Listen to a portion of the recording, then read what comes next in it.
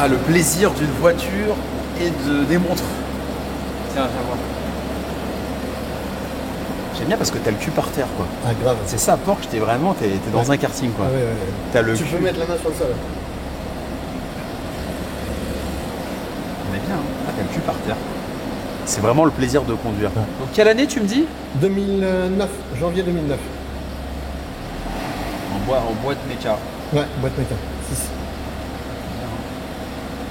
Ah, c'est la conduite, quoi. T'es bien installé, non? Bien installé, hein. Tu vois, c'est des belles finitions, hein. Et t'as pas CarPlay, bah non. Si, T'as pas- avec l'autoradio, j'ai changé l'autoradio. Ah, t'as Apple CarPlay, là? Ouais, j'ai Apple CarPlay et Android Auto sans fil. Mais c'est parce que j'ai changé l'autoradio qui n'est pas un autoradio d'origine. Vraiment un martien. J'ai tout démonté pour remonter un nouvel autoradio.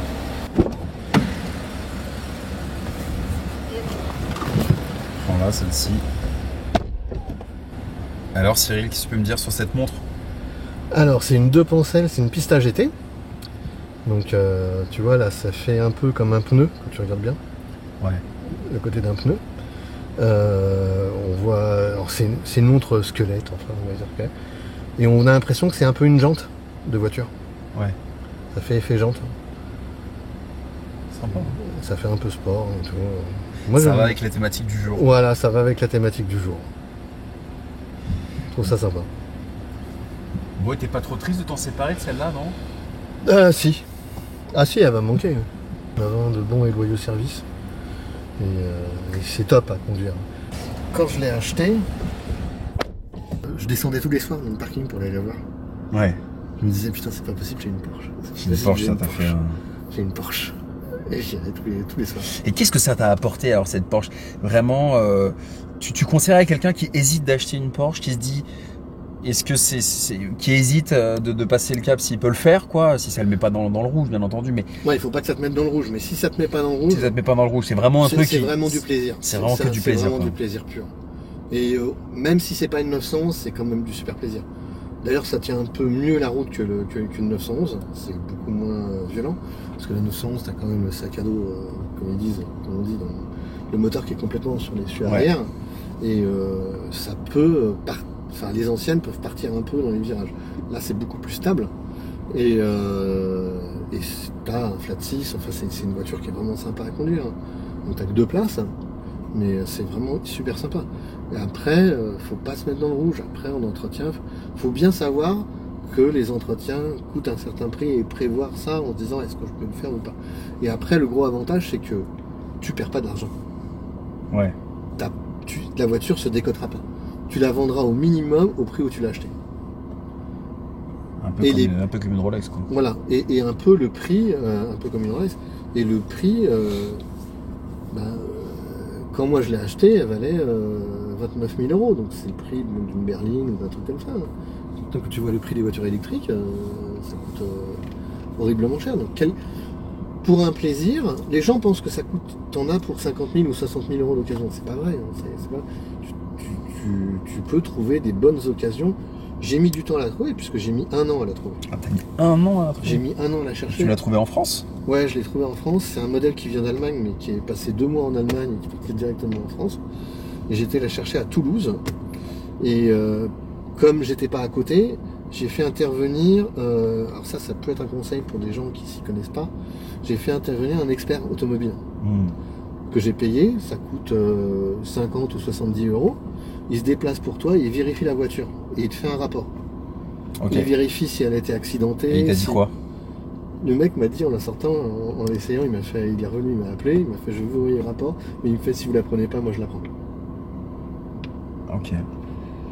Il m'a fait, elle est nickel. Il l'a fait monter sur il avait donné rendez-vous chez Porsche, il l'a fait monter, il a récupéré tout l'historique. Et d'ailleurs, pour te dire que c'est tellement intéressant, c'est que moi au départ j'en avais vu une autre. Et je fais faire l'appel à l'expert, il va la voir, il me revient, il m'appelle, il me fait la voiture est très bien. Il fait j'ai regardé, elle a été retirée du parc. La voiture elle avait été accidentée gravement. Tout le train avant avait été plié. Ah. Donc elle avait été classée comme épave, elle avait été rachetée. C'est là où tu vois que c'est vachement vicieux, il faut vraiment se méfier. Elle avait été achetée par un garage spécialisé en Porsche qui avait fait les travaux, qui l'avait vendue à un particulier et qui le particulier me la revendait au bout de 6 mois. Ok. En réalité, le garage lui avait dit elle a eu un petit accrochage. Je lui ai dit je vous la prends pas parce qu'elle a été classée comme épave. Il me fait comment ça elle a été classée comme épave. Je lui ai envoyé le dossier de l'expert. Et eux, ils étaient au courant ou pas? Eux, ils étaient au courant, ils avaient fait la réparation. Ils savaient. Donc... Ils l'avaient caché à la première vente. Et en réalité, le gars a annulé la vente, ils ont repris la voiture parce qu'il les a menacés de les attaquer parce que j'avais donné le dossier. Et ça, tu le vois pas. Si la voiture a été bien réparée et tout, qu'elle est sortie du parc, tu peux pas le savoir sans avoir un expertise ou sans avoir d'autres contacts. Mais toi, tu le vois pas que la voiture. Et ça m'a permis d'éviter de tomber sur une voiture accidentée. Donc quand tu tombes sur des voitures comme ça, c'est un bon conseil. Parce que les sommes sont quand même importantes. Et au moins, tu es sûr d'avoir quelque chose qui est propre. Et d'éviter de te faire avoir où tu dépenses 50 € ou 100 €. Et puis les Porsche, t'en trouves pas partout. Donc moi, je m'étais pas arrêté à l'Île-de-France. J'avais fait sur toute la France. Et tu vas pas prendre le train pour aller à Toulouse, aller à Pétaouchnok pour voir une voiture simplement. Ça revient assez cher. Donc je me suis dit, autant envoyer. Ouais, t'as bien fait. Les amis, avant de voir les montres, parce qu'après on va aller chez toi regarder des jolies montres. Belle sélection. Vous allez voir dans quelques instants. Restez bien jusqu'à la fin de la vidéo. On fait un petit tour ou pas? Tu nous emmènes? Si tu veux, ouais. Allez, go. Tu regrettes pas de l'avoir acheté cette bagnole? Ah non, pas du tout. Non. Ah non, je regrette pas du tout. C'est la voiture que j'ai gardée le plus longtemps. En réalité. Quand tu montes dans une Alpine, qui est au même prix, et que tu montes dans une Porsche, tu vois la grosse différence. Tu te dis, attends, mon gars, moi je dis que la Alpine perso. Toi, t'irais pas sur Alpine? Non, pour moi, elle vaut 10 000 € de trop ou 5 000 €. Moi, j'ai un copain qui voulait soit acheter une Alpine, là, une 110 S nouvelle, ou une BMW. Moi, je préfère la BMW. Moi, c'est la finition qui me gêne. La bagnole est très bien, elle marche très bien, etc. Mais c'est un 4 cylindres. Ouais, mais ça pousse bien et tout, le châssis est bon. Mais la finition à l'intérieur, c'est déplorable. Enfin, c'est pas au prix. T'as des caméras. C'est complètement différent.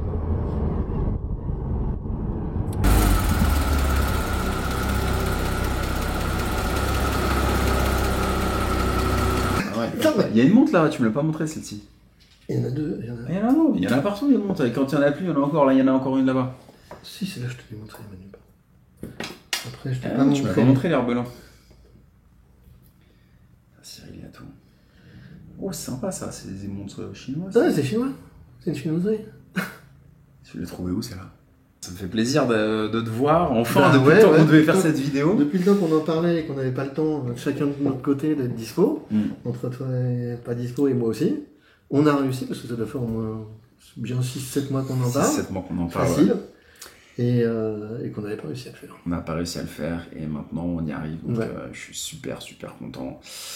Bon, on a vu la voiture, et c'est vrai que le lien entre l'automobile et l'horlogerie, c'est un lien très très fort dont on a parlé.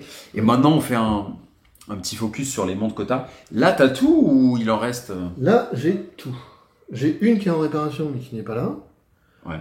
J'ai une vieille Tissot, qui est ma première montre automatique, qui est une PR50, en automatique. Ok. Qui a pris la flotte, etc., qui était plus étanche, et je me suis baigné avec, et qui a morflé. Je l'ai acheté suite au décès de ma maman en 2020. Et donc c'est la deuxième montre réellement que j'ai achetée. Et j'avais déjà envie depuis très longtemps de m'acheter des montres. Mais je sais pas, je me disais que je pouvais pas le faire financièrement ou des choses comme ça. Mais l'envie était là. Et donc quand j'ai acheté celle-là, donc mon Omega Speed 38, ça a déclenché en plus un truc et je me suis dit je peux le faire et j'ai commencé à refaire ma collection. Et puis j'avais ma PR50 qui était HS et j'ai cherché à acheter une montre pour remplacer la PR50, temporairement ou définitivement. Et j'ai commencé à acheter, et puis j'ai mis le doigt dedans et voilà quoi. Donc c'est ça qui a réactivé ton envie d'acheter des montres. L'envie, je l'avais, mais je l'avais jamais fait quoi. J'avais jamais eu je m'étais jamais dit et tout, tu vas rentrer dans un magasin comme Rolex ou Omega pour t'acheter un truc.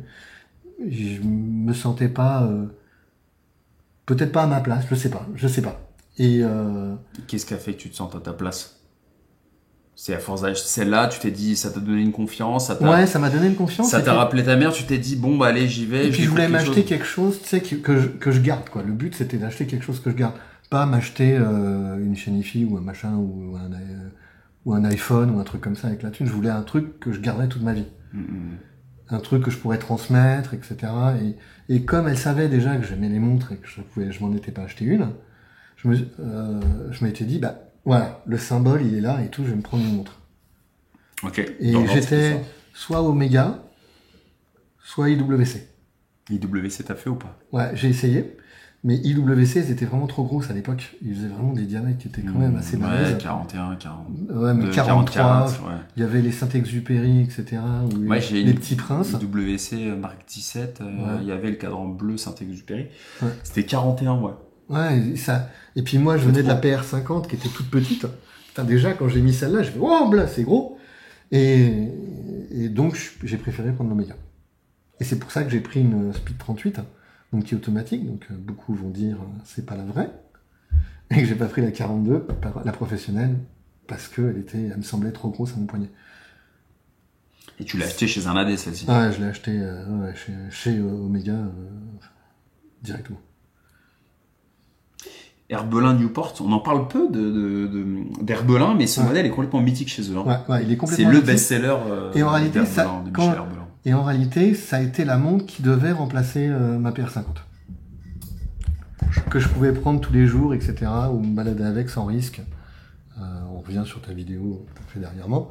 Et je pouvais me prendre dans le métro, etc., sans crainte de me balader avec. Et donc, j'ai acheté cette Herbelin. Ça a été donc la suivante, après l'Omega. Et c'est vrai que la Newport, elle est mythique. Je la mets pas très très souvent. Alors je la mets en été. Je trouve qu'en été elle passe bien. Le cadran, moi j'aime bien le cadran. Je trouve que le cadran bleu, et quand elle prend la lumière, là, comme on voit là, elle est vraiment pas mal. Et pour tous les jours, pour se balader avec, on n'a pas trop. Je pense pas qu'on ait des risques de quoi que ce soit. Non, espérons-le hein, encore. Ouais. Encore merci pour cette vidéo qui sur les montres. Est-ce qu'on peut porter ces montres? C'était Focus Rolex, mais 10 000 personnes l'ont vu en 24 heures. La preuve pardon que ça intéresse les gens et ça a fait peur aux gens. Laquelle tu préfères dans ta collection pour qu'on regarde ensuite? En dehors de l'Omega? Oui, en dehors de l'Omega. L'Omega, j'ai compris que c'était. Après, j'en ai. Il m'en faut qu'une? Non, on peut continuer. Alors. Dans l'ordre de ce que t'aimes, là, tu vois. J'aime bien la Pékinet.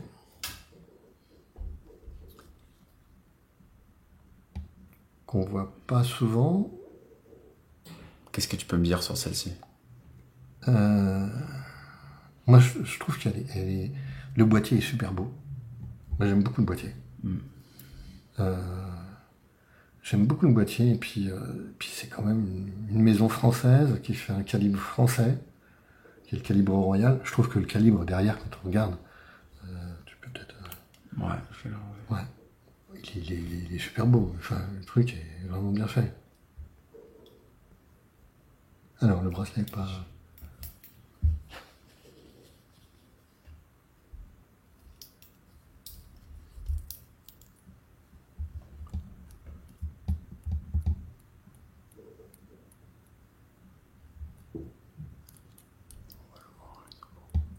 Ouais. Voilà.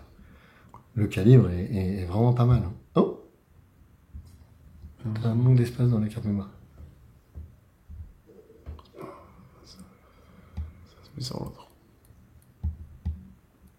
Ouais, le calibre, il est beau. Ouais, hein. Le calibre est super beau. Elle est pas trop grosse. J'hésitais entre deux modèles de chez eux. Et là, c'est du 39. Donc, pour mon petit poignet... J'ai un poignet plus petit que le tien, ça va nickel. La réserve de marche, c'est 80 heures ou 100 heures, je sais même plus. Enfin, c'est monstrueux. Le cadran, moi, je l'aime bien aussi. Je trouve qu'il est beau, il est simple. J'avais peur, tu sais, ils ont un modèle avec grande date. Et j'hésitais avec le modèle grande date parce que je me suis dit, est-ce que le cadran va pas être trop nu sans la date? Et puis finalement, Déjà, c'était pas du tout le même prix. En termes de prix, là, on était... Là, on est à 4005, à 4008, un truc comme ça maintenant. Et avec la grande date, on est à 7000. C'est sympa. Mais je trouve qu'on n'en parle pas assez. Ils commencent à déjà un peu se faire parler d'eux. Un peu plus. Mais ils mériteraient d'être plus connus qu'ils le sont. Et puis après, ben, il y a une marque où c'est la seule marque où j'ai 2 montres. Que je t'ai montré, Anart. Et j'ai 2 modèles. Parce que j'ai que des marques. Normalement, j'ai un modèle par marque. Et là, j'ai 2 modèles. Donc le premier, ça a été la MK1 que j'ai acheté en chrono monopoussoir. Et tu m'avais dit une petite anecdote dans une petite vidéo courte qu'on Ouais. a fait. Tu peux me la redire là justement Alors, sur c'est au le sujet bouton du- poussoir voilà. champignon rouge. Ouais, le bouton poussoir rouge, Anart raconte l'histoire que, en réalité, donc c'était des montres qui étaient utilisées par les pilotes de la Luftwaffe pendant la Deuxième Guerre mondiale ou la Kriegsmarine. Et l'histoire raconte que la femme d'un des pilotes de la Luftwaffe, avant qu'il parte en mission, a pris son vernis à ongles et a peint un de ses boutons de sa montre en rouge. Et le constructeur l'a su, et du coup a rajouté un petit bouton rouge sur le bouton d'arrêt, en réalité, du chrono, de leur chrono. Ah, ça c'est original, c'est chouette. C'est une réédition d'un Ouais, modèle. c'est une réédition qui est un modèle qui date des années 30. Et la deuxième, donc là c'est une 417 série limitée Red Green. Mon anglais est très pourri. Red Grey. Mon anglais est pourri. Qui est en 150 exemplaires, qui était fait avec une autre qui était en bleu, cadran bleu. Le bracelet, je l'ai changé. Le bracelet d'origine. Il est joli, ouais. ça aussi. Ah, Ça va bien, je trouve. Ouais, Ouais, le va bracelet, bien avec, non, j'ai du mal à trouver. Parce que le bracelet, je voulais pas trop l'abîmer. Et celle-là, c'est aussi une montre de pilote à la base. Et il y a le bouton rouge, alors 417 ES, il n'y a pas de bouton rouge normal. Et là, elle a été faite pour les pilotes de la RFA au départ. Et c'est la montre de Steve McQueen. D'accord. C'est comme ça que Anart s'est fait de la pub. Mhm. En réalité, les versions originales étaient distribuées aux pilotes. Et l'histoire raconte que quand il a tourné La Grande Évasion, il est revenu avec un modèle. Et donc on pense qu'il l'a racheté à un pilote. Et c'est une des rares montres qu'il avait réellement acheté, qui n'était pas Qui offerte. n'était pas offerte. Qui n'était pas offerte. Et donc dans certaines photos, on le voit avec la montre qui portait la montre.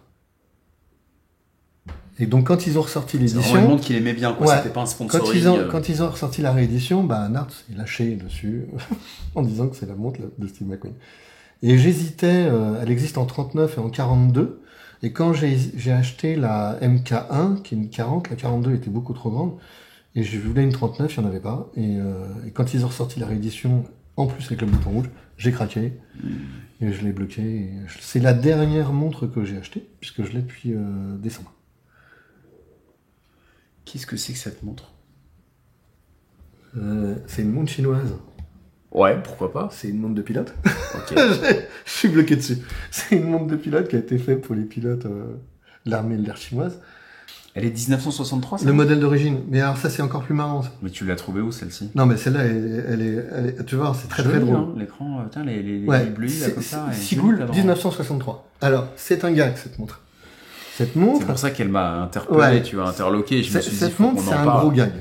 C'est-à-dire qu'en réalité, c'est une copie. Ok. C'est même pas Segoul qui l'a fait, c'est une copie. D'accord. Et Segoul avait fait des montres pour les pilotes en 1963, pour les pilotes de l'armée de l'air chinoise. Et un jour, il y a une autre marque chinoise qui s'est dit, bah tiens, si on ressortait les rééditions. Et le truc qui est marrant, c'est que quand Segoul a vu ça, donc c'est Red Star qui a refait ça, et quand Segoul a vu ça, ils l'ont copié la copie. En réalité, elle n'était pas tout à fait comme ça. Ils ont pris la boîte qui avait recopié, avec leur mouvement qu'il y a eux dedans, pour en refaire une copie d'une copie. Ok. Donc c'est quand même balèze, quand même. Les Chinois sont très forts. Ouais, sinon, ouais. Les Chinois, rien ne les arrête. Rien ne les arrête. Quand Quand on dort, ils bossent. Hein. Ouais. Donc ils prennent de l'avance. Et ça, j'ai acheté ça 200 €. Ouais, sympa. Et elle est de quelle année, tu sais à peu près ou pas? Celle-là, celle-là, elle est pas très, elle a 2 ans, un truc comme ça. Mais j'aime bien parce qu'elle fait vraiment montre ancienne. Elle fait vraiment montre ancienne. Elle fait vraiment montre ancienne. Alors, pour être franc, tu vois, si là, elle est pas remontée, mais si tu déclenches les chronos, tu vois que faut faire attention, quoi. Tu sens que c'est un peu fragile. Ok. Il faut faire gaffe. Le verre est pas un verre saphir, donc il faut faire gaffe aussi. C'est de l'acrylique, parce que l'original c'était de l'acrylique, donc j'ai pris comme l'original.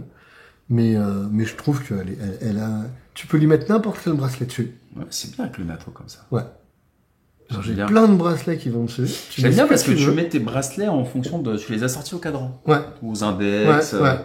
J'essaie de trouver un truc. Là c'est quand même, là c'est bien joué. Hein. Là, j'avoue, franchement. Ouais. Je vous laisse me dire en commentaire, hein, les amis. Là, honnêtement, le bracelet a fait fort entre le bracelet. Vraiment sous couleur, c'est quoi? C'est pas taupe, non? C'est gris. Ouais, gris taupe. Ouais, gris. C'est joli. Il est vraiment très. Ouais, c'est chouette, franchement. Vraiment très sympa. C'est bien fini, quoi. C'est pas vrai. Ah, t'es sens du détail. Hein. Ouais, j'essaye, ouais. Franchement, on a l'impression que t'as les trucs dans tous les sens, mais en fait, tout a une signification. J'aime. Alors. Tu vois, ça part pas dans tous les sens, qu'il y a un vrai truc. Il y a beaucoup de trucs de pilote, même si je suis pas pilote d'avion. Et puis après, j'aime bien les montres qui ont quand même une histoire à raconter derrière. Acrone, par exemple. Acrone, j'ai pris, tu vois. Pourquoi t'as acheté une Acrone? Parce qu'on a déjà vu une Acrone, la C02 Héritage, surtout quand je l'ai pu l'essayer, ils sont très sympas. L'équipe d'Acrone et pourquoi alors, au-delà de ça, elle est très jolie, hein, je vous laisse donc c'est la voir. La C03 ALAT. Voilà. C'est quand même assez sympa. Donc encore une histoire d'avion, enfin d'hélicoptère, encore une histoire. Et de l'armée. Je trouvais ça me plaisait. Enfin, j'étais tombé dessus dans une vidéo où j'étais tombé dessus et tout, et je trouvais que ça me plaisait. C'était la montre était pas trop grosse, elle fait 39. Je me suis dit, aussi pour tous les jours, en été, ça peut être très sympa.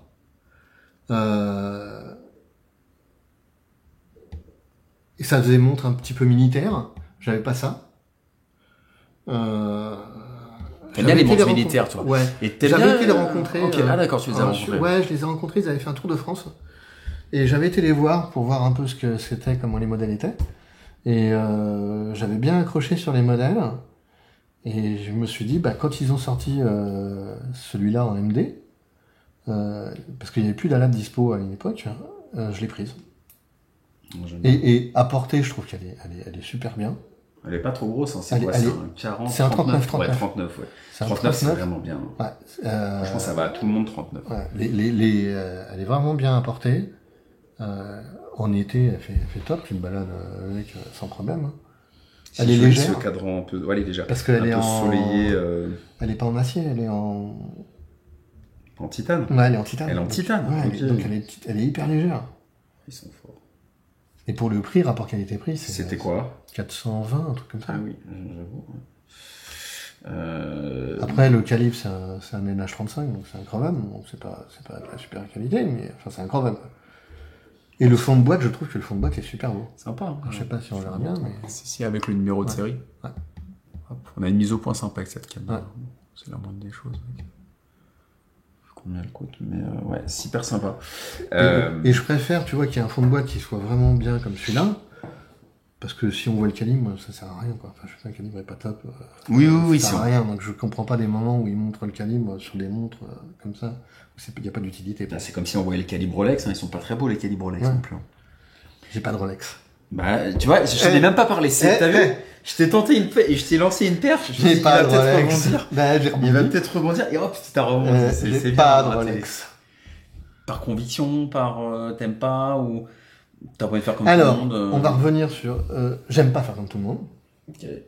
Donc de toute façon, comme je te disais en off, si je prends une Rolex, ça sera plutôt une Air King qu'on voit moins. Ouais, puis la montre un peu pas appréciée par beaucoup, sauf que la nouvelle, elle est appréciée, mais c'est vrai qu'elle dénote un peu. Elle dénote un peu avec le reste. Le Cyclope, je peux pas blairer. J'ai un gros problème avec les Cyclopes. Donc le date juste, c'est pas possible. Même si ma vue faiblit. C'est vrai que t'as aucun Cyclope. J'ai aucun Cyclope. Je déteste, j'aime pas. Pas. Je trouve ça très moche. Et puis c'est vraiment pour moi ça fait un peu m'as-tu vu, un peu. Puis je trouve que tout le monde en a et je pense qu'il y a d'autres choses à voir, d'autres marques qui sont aussi bien, qui sont moins connues et où on peut se faire autant de plaisir et prendre peut-être moins de risques aussi comme c'est moins connu en les portant. Ouais. Et le problème, c'est que je m'étais dit, si tu te prends une Rolex, si tu te prends une Rolex, et si c'est pour la garder dans le coffre, ça m'intéresse pas. Si je prends une montre, c'est pour l'avoir, la porter. Si c'est pour la laisser ou me dire, ouais, non, mais là, je pouvais pas prendre les transports en commun, je vais pas se faire ceci, m'inquiéter, ça m'intéresse pas. Bah, ça sert à rien. Ça sert à rien. Donc c'est pour ça, je me suis retiré. Après, je comprends très bien qu'il y en a qui achètent une Rolex. Hein. Ouais, mais ça je pourrais m'en payer une. Mais je pense que ça, l'intérêt il descend un peu là. Ouais, je pense. Ouais. Là, il y avait un gros truc, tu sais, pendant le confinement et après. Et là, je trouve que ça descend un peu parce que les gens en ont marre des prix qu'on augmente tout le temps dehors et du fait que ce soit pas disponible aussi en boutique. Je pense que les gens, si tu veux, ça les a amusés, etc. Et je pense que là, ils sont un peu lassés et ils vont vers la Speedmaster d'Omega. Alors, pas forcément ce modèle-ci, mais la Pro. Qui monte aussi dans des prix. Voilà, exactement. Celle-là, je l'ai achetée 4900. C'est hyper cher maintenant, les Speed en 2024. Celle-là, la 38, comme ça, elle est à 6100 maintenant. Ouais. Et les Speed Pro, elles sont à 7005, un truc comme ça. Ouais, à peu près, ouais. Alors qu'elles étaient à 5000 et quelques. Ouais, je me souviens. Quand j'ai acheté celle-là, puisque j'hésitais entre les deux, il n'y avait pas énormément d'écart de différence. Il y a une dizaine d'années, c'était même 2000 ou 3000, un truc comme ça, 3000 et quelques. 4000, tu vois, c'était... Ah, mais ça a grimpé. Moi, je me souviens, la dernière fois que j'ai regardé le prix des Omega Speedmaster, bon, c'était peut-être 10-15 ans, mais je crois qu'on était entre 3 et 4000 euros, quoi. 3 et 4200 euros. Et là, j'ai vu, je crois, 7005, un truc comme ça. Ah oui, c'est vrai que ça. Donc, bon, Omega, ok. Cartier aussi, t'as pas de montre de ville, quoique celle-ci. Celle-là, elle peut. Ça c'est quand même hyper habillé. Ouais. C'est quand même hyper habillé, ça. C'est habillé, etc. Donc, ce qui me fait que j'ai une montre habillée. Mais une Santos, ça me plairait bien. Mais alors, tu sais, les blancs, maintenant qu'ils mettent un peu de peps, un peu de couleur, j'aurais plus un truc comme ça. Ouais, bah ils vont sur du peps Cartier. Et ils sont en train de récupérer des parts de marché à Rolex chez les jeunes. Chez les jeunes qui en ont marre de Rolex et qui veulent des cadrans un peu colorés. Ils ont bien dépoussièrent un peu Cartier quand même. L'image qui est très un peu tu vois bourgeois des années 60, 80, c'était très vieillot quand même. Il y a encore 5-10 ans, c'était très vieillot quand même. L'image de marque fait que tu as l'impression que c'est vieillot, quoi, c'est une montre. Mais ça c'est en train de ça commence à changer. Ça commence à changer. Ça commence à changer. Puis après il y a toutes les marques indépendantes, là on a vu là il y a pas mal de marques indépendantes. Sur le plateau, il y en a quelques-unes donc je sais pas dans quelle direction ça va aller. À l'horlogerie. Je sais pas. Franchement, je sais pas et puis je sais pas. Après, j'ai des idées de ce que je vais prendre après ultérieurement. Mais, du coup, j'ai envie de me prendre une glachoteuse originale, avec la face de lune, qui m'a fait craquer il y a quand même 1 an, et j'avais pas de budget pour le prendre, mais j'ai failli l'acheter sur un truc en grise, cadran gris. Et j'aimerais bien m'acheter une Zénith. Ah, Zénith, c'est une belle marque. Zénith, ils font des beaux modèles. Un peu sous-côté, mais ils ont dû monter aussi. Mais Zénith, c'est quand même une Primero, c'est quand même quelque chose. Qui ont fabriqué des mouvements pour beaucoup de marques, Rolex, dont Rolex avec la Daytona. Pas l'oublier, c'est passé comme ça au départ. Jusqu'au tout début des années 2000 ou à la fin des années 90, je crois, tout début 2000, la 16520, donc la Daytona, qui s'est arrêté tout début 2000, c'était un mouvement zénith. Bah, dites-nous si vous avez aimé cette vidéo. Le format avec la caméra de face comme ça que j'ai délocalisé de chez moi à chez toi, je suis très content. Un petit format très sympa. Bah, moi aussi, depuis le temps qu'on s'était dit, tu vois, on a tenu parole, on l'a fait. On s'est dit qu'on savait qu'on allait le faire un moment et on l'a fait. Je suis très content aussi parce qu'on a fait l'intro avec la voiture et tu sais que j'aime beaucoup les voitures et il y a beaucoup d'amateurs d'horlogerie qui aiment les autos. Ça reste de la mécanique. Ouais. Ça reste de la mécanique. Alors après, avec l'électrique, je sais pas comment ça va se passer. Je te dirai parce que je vais passer à l'électrique. Ouais, ok, bah écoute, pourquoi pas. Je te dirai comment ça se passe. Tu me diras comment ça se passe. Ouais. T'arrives à te recharger ou pas? Je vais arriver à me recharger. Ok.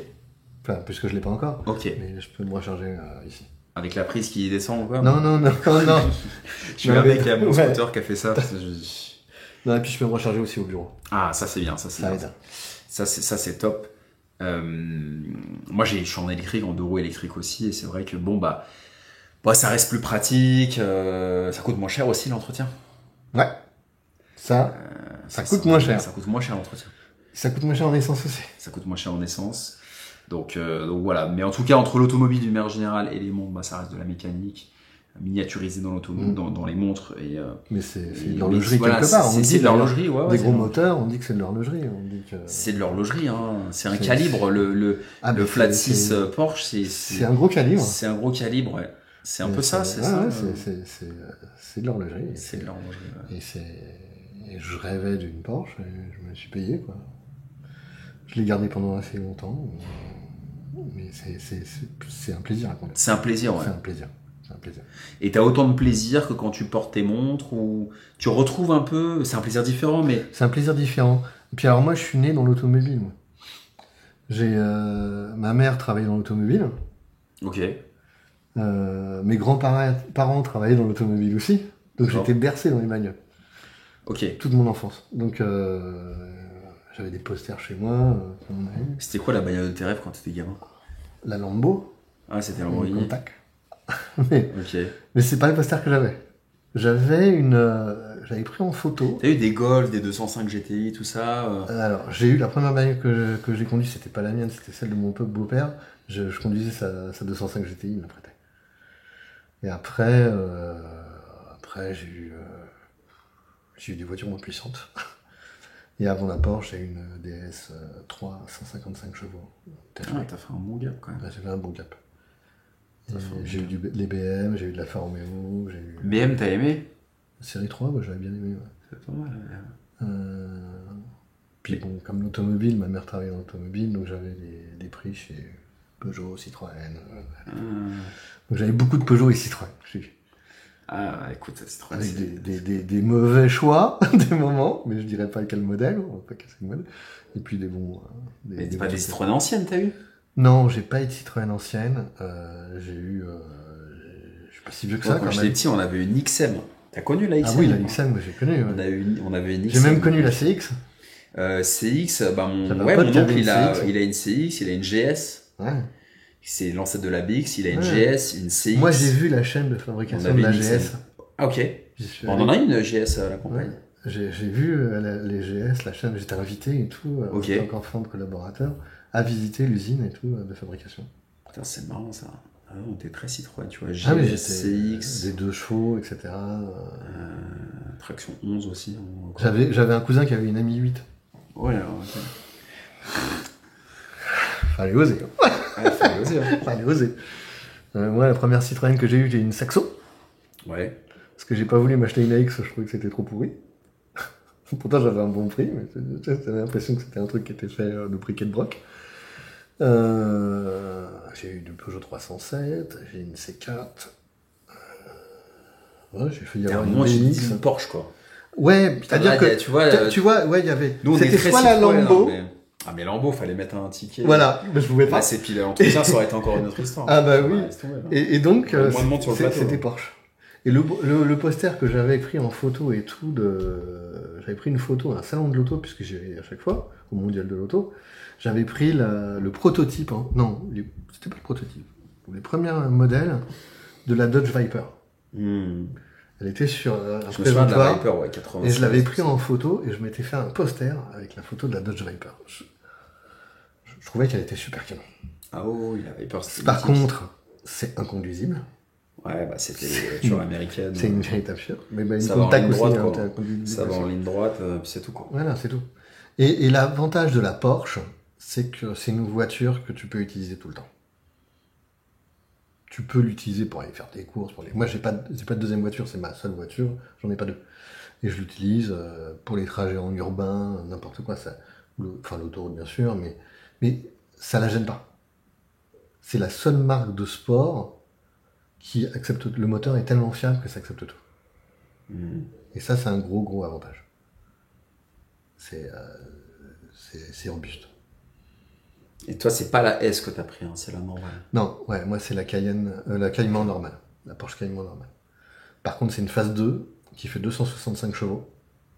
Donc c'est le 2,9 litres au lieu d'être du 2,7 litres pour les premières versions. C'est une type 987. Et c'est un moteur qui est fiabilisé par rapport à la phase 1 qui avait un problème Ok. de fiabilité. C'est pour ça que j'ai pris une phase 2 en occasion. Et la cote, elle est stable? Elle est stable. La cote est stable. Elle me prend même un peu. Ok. Elle vaut un peu plus cher que je l'ai acheté. Elle monte pas autant qu'une 911, parce qu'une 911 ça grimpe énormément. Et tu t'en rends compte que la cote est stable, parce que moi par exemple quand je l'ai acheté il y a 9 ans. Tu te retrouvais avec des boxers de première génération, tu pouvais en trouver à 10 000 euros bien entretenus. Maintenant, une Boxster 986, t'en trouves plus à 10 000 euros. C'est fini. Et d'ailleurs, tellement la cote monte, c'est que maintenant, ce qu'on appelle les PMA, les Porsche à moteur avant, 944, 920, eh ben, elles montent aussi. Ah ouais, ça monte ça, les 928, Ouais, 944. ça monte aussi parce que maintenant, les gens peuvent plus se prendre que ça. Ouais. Si tu veux t'acheter une Porsche et que tu as un budget restreint, donc les cotes montent aussi. Tout ça grimpe. vaut 30 000 balles, hein. 25-30 000 balles. Une 944, non. Mais une 928, ouais. 928, ça vaut ça. Ah oui, une 928, bah t'as quand même un V8, t'as quand même 400 bourrins à peu près. Et 944, c'est combien? Un 944, tu dois en trouver maintenant vers les 11-12 à peu près. Ok, j'aurais pensé plus cher. Non, mais elle commence à grimper. Avant, ça valait pas plus de 6 000 ou 7 000 euros. C'est incroyable. Et après, bah ouais, c'est l'entretien, donc qui revient assez cher. Qui est tous les 2 ans et qui revient assez cher. Donc t'as 2 types d'entretien. Mais si tu le fais chez Porsche, tu peux le faire aussi dans un garage. Vaut mieux faire Porsche pour le carnet, pour la revente. Alors, pour la revente, il vaut mieux le faire dans un concessionnaire, un magasin, un agent Porsche. Chez Porsche réellement. Moi, je l'ai toujours fait chez Porsche.